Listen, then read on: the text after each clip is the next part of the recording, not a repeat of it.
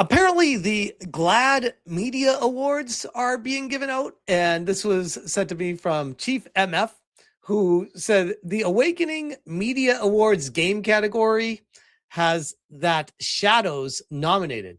In other words, it's gay. This is the post. GLAAD announces nominees for the 37th annual GLAAD Media Awards. And if you're not familiar with who GLAAD is, it originally, back when it first was created, stood for the Gay and Lesbian Alliance Against Defamation.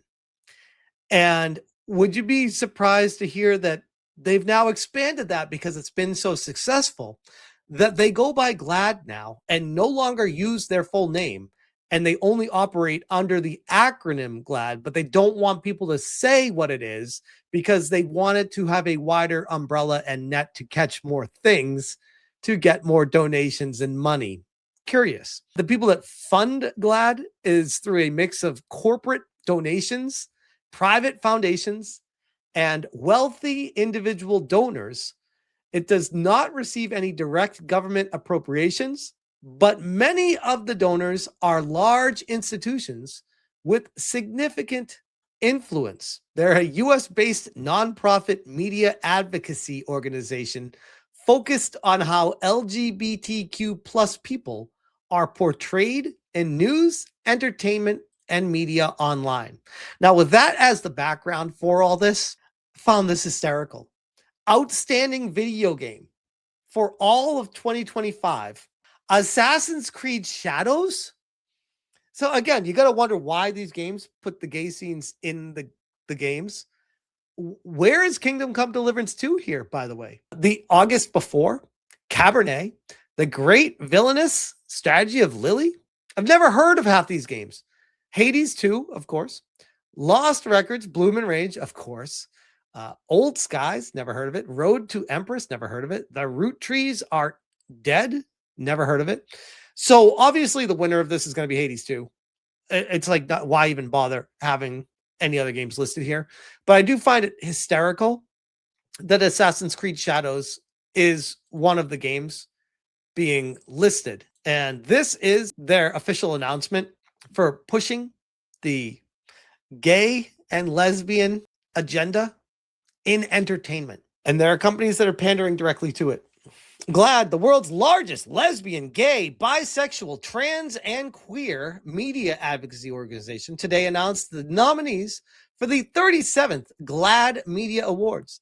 GLAAD's mission is to accelerate acceptance. You will comply to their agenda pushing, or else. Understanding for LGBTQ people. I understand completely. They love people that are the same gender as them. Cool. What do we need to do to accept and understand what they do when they close the bedroom door, though? Why is this a thing? Through visibility in media, stand stronger than ever, with the 37th GLAAD Media Awards spotlighting 291 culture-changing nominees across 32 categories, honoring outstanding, fair, accurate, and inclusive representations of LGBTQ people. So they're claiming the historically accurate Assassin's Creed Shadow Yasuke was indeed gay. And that's being proven here by GLAAD. Sure, no agendas to be pushed here. They'll make their own history up, guys. And issues in film, television, gaming, music, podcasting, journalism, Spanish language media, and more. Oh, so just Spanish language? Basically, where can we make our money? The most popular series and media appear on this year's list of nominees because LGBTQ stories are a winning strategy for a global audience who demands bold and original storytelling. As the media landscape shifts, gaming, local news, and podcasts have also emerged as proud homes to LGBTQ talent and narratives, said GLAAD president and CEO Sarah Kate Ellis. So I said, how much does Sarah Kate Ellis make per year? Base salary and total pay? According to GLAAD's public IRS filings and reports, the base salary portion is significantly lower than some media estimates, often reported around $441,000 as a base salary with annual raises and potential bonuses. Her total compensation, salary, bonuses, and reported additional compensation from the 990 usually places her in the high six figures, commonly estimated between $600,000 and $800,000 annually.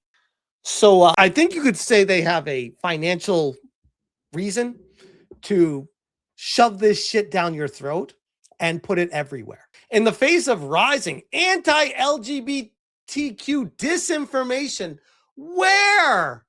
Who are these strawmans that you invent to push a narrative? What the fuck are you talking about?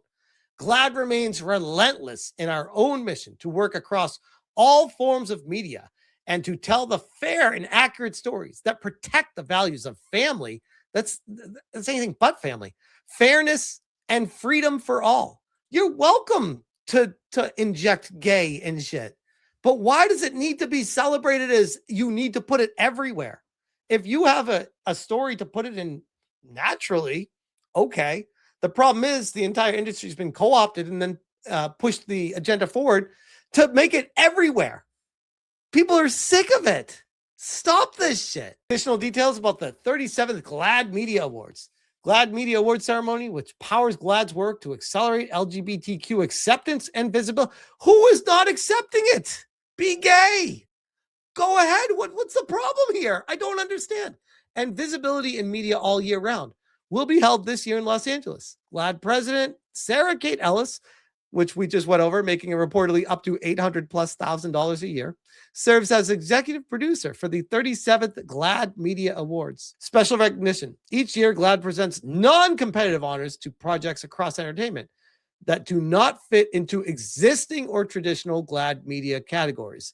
Basically saying, hey, we have categories that we want to push it everywhere, but then we have places where we can't put it, so we'll just make up an award for you and give you a trophy too. GLAAD Media Awards for TV shows, movies, streaming on TV, outstanding documentary, new TV series, outstanding comedy, drama. Holy crap.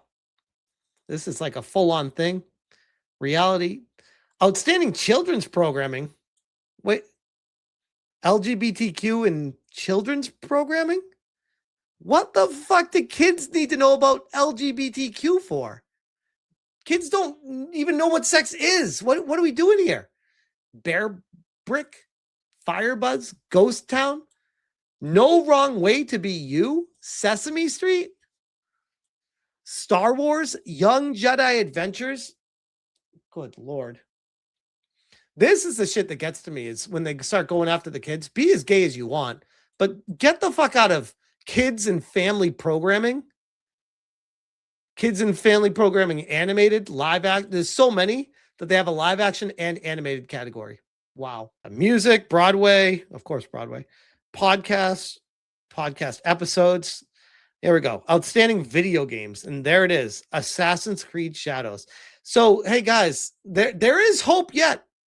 Assassin's Creed Shadows could, I mean, Hades 2 is going to win, but theoretically, Assassin's Creed Shadows could win something somewhere and claim that they're game of the year somewhere. This whole agenda pushing nonsense is just, it's also tiring. It really is. It doesn't stop there too. There's other ones going on right now. There's DICE Awards, Academy of Interactive Arts and Sciences. We're excited to announce the nominees for the 29th annual DICE Awards, which is another one of the LGBTQ friendly pushing agenda, left-wing lunatic narrative for everyone. I found this fascinating. Academy of Interactive Arts and Sciences, they have almost 60,000 followers. And they posted, we're excited to welcome back Game Over Greggy. You guys might remember this guy from the Kind of Funny when he was on his TDS rant last year with this Parallax Stella as well on stage.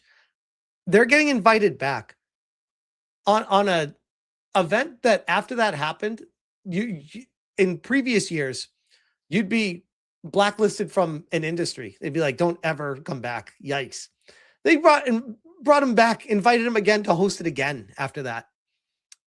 Yikes. 46 likes, one comment. The one comment is them.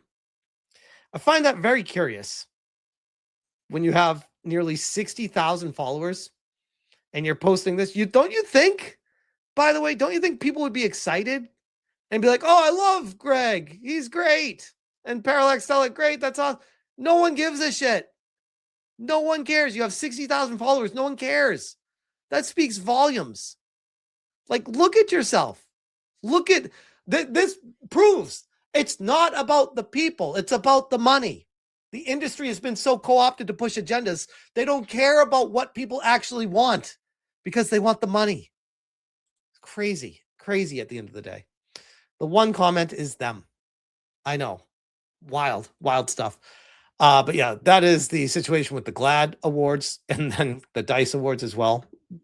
Both just laughing stocks of the game industry, and for good reason. But I'll leave that one there. The chick looked pretty hot at that award show, though. Yes, she did. She did. She's a very cute girl. I'll give her that. Nobody for the five banger. What are the chances that GLAAD is who's funding the vile woman's lawsuit? I wouldn't say high, but at the same time, I wouldn't be surprised if they were. If that, I know that's like a get out of jail free, but nothing would surprise me at this point when it comes to it. It really wouldn't. But shout out to nobody. Appreciate you, man. Big Buddhist for the two. Professional gaming BS. 100%. It's fun to point and laugh at them and acknowledge that these things continue to operate. And it's just a circle jerk for people in the industry. No one cares about it. I'd argue this year, the Game Awards finally felt like to me that it broke away from all that bullshit. For a few years, it felt like it was falling right into what those were. This year, even though there was like some of that stuff in it, it wasn't as bad as previous years. Nobody for the 10. These nonprofit pushing LGBTQ agendas are only funded because gamers aren't buying the games.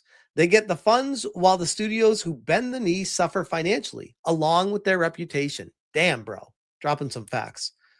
It's by the way, it's a byproduct of the game industry becoming almost too big for itself, corporatized, and being co-opted by agenda pushers because they see that there are large audiences here now, so they can try to use this as an avenue as a vehicle to push the agenda that they have. 100%.